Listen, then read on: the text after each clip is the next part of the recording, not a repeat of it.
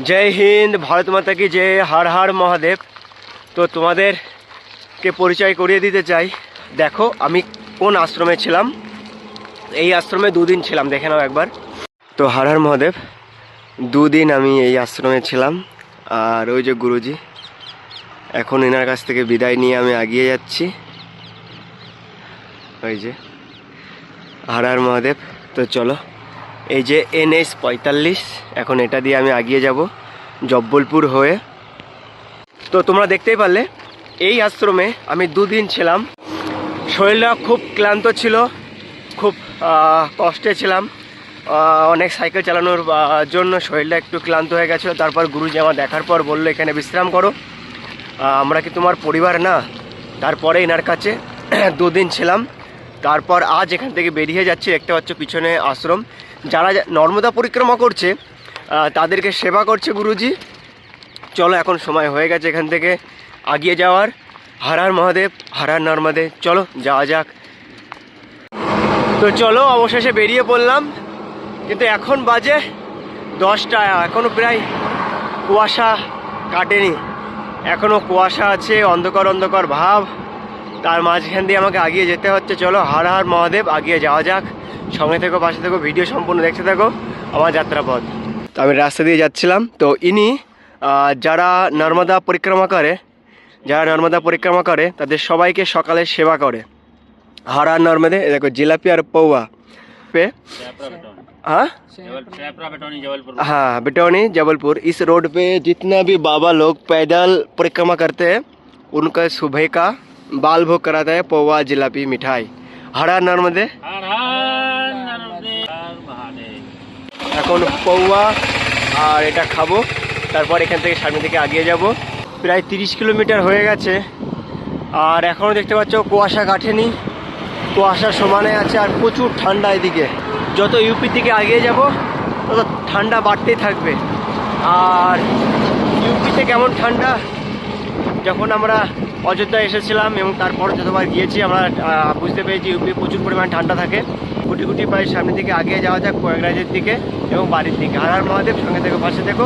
এবং এখনও পর্যন্ত যদি চ্যানেলটিকে সাবস্ক্রাইব করে না থাকো তাহলে এখনই চ্যানেলটিকে সাবস্ক্রাইব করে দাও। চলো প্রয়াগরাজ। অবশেষে রোদ উঠেছে আর এখন একটু ভালো লাগছে। আর রোদ একদম পিছন থেকে।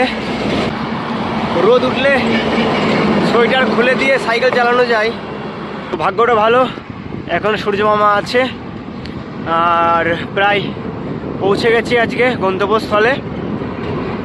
তো চলো, এবার মন্দির খোঁজার সময় হয়ে গেছে। এবার একটা মন্দির খুঁজে সেখানে থাকতে হবে। যাই, দেখি আজকে কপালে কি আছে না আছে। চলো আমার সাথেও তোমরা দেখো আজকে আমার কপালে কোথায় থাকবো না থাকবো। আর একটা কথা বলবো, এই পর্যন্ত যদি ভিডিও দেখে থাকো তাহলে অবশ্যই লাইক কমেন্ট শেয়ার করে দাও।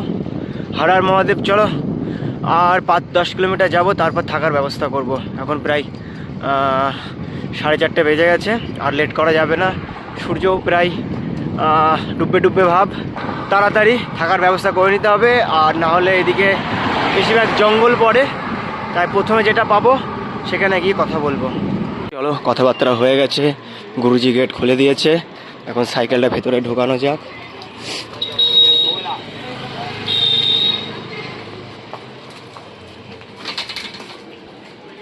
অবশেষে আমি পৌঁছে গেলাম, আর এখন তোমাদের চারিপাশটা আমি দেখিয়ে দেবো। আর ওই যে আমার সাইকেল ওখানে রেখে দিয়েছি, আর এই জায়গায় আমি থাকবো। এই যে চলো, আশ্রমের ঘর এমনই হয়, দেখতে পাচ্ছ এমনই হয়। এখানে থাকবো। আর এখানে একটা ছোট্ট ঘর আছে, ঘরটা দেখে নেবো একটু। হ্যাঁ, এখানে জিনিসপত্র কিছু রাখা আছে। তো এই কোনায় করে থেকে যাব। লাইনের ব্যবস্থাও আছে, এখানে চটটা পেতে নেবো সুন্দরভাবে, বা টেন্ট লাগিয়ে নেবো, কোনো ব্যাপার নেই। চলো এখন মন্দিরের চারিপাশটা একটু ঘুরে দেখা যাক। চলো মন্দির চারিপাশটা একটু ঘুরে দেখে নিই। বাথরুম টয়লেট সব সামনেই আছে। আমি ব্যাক ক্যামেরা করে দেখি, ওই যে ল্যাট্রিন বাথরুম সব সামনেই আছে।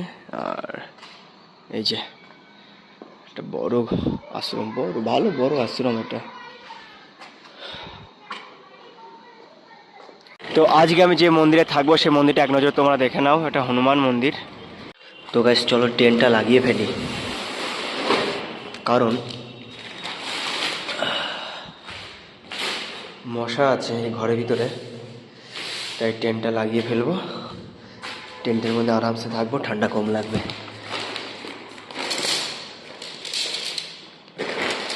চলো জলদি টেন্টটা লাগিয়ে ফেলি। দেখতে পাচ্ছ এখানে, চলো। তো গাইস দেখতে পাচ্ছ টেন্ট টাঙানো হয়ে গেছে, আর আমি জিনিসপত্র সব ভেতরে নিয়ে চলে গেছি। এই যে আমার ভেতরে, চলো টেন্টটা আটকে দিই। আর এখন ভেতরে বসে মটর কিনেছি, মটরশুঁটি এখন খাবো।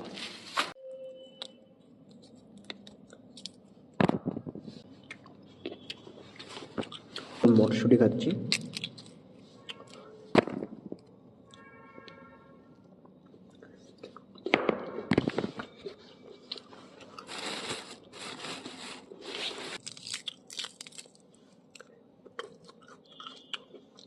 এভাবে আমি শুয়ে পড়েছিলাম, তারপর আমাকে ডেকে খাবার দিয়ে গেল, রুটি, আচার, আর এখানে আছে আলু মটরের তরকারি। তো চলো চটজলদি খেয়ে শেষ করা যাক। তো চলো প্রথমে আচারের সাথে টেস্ট করা যাক।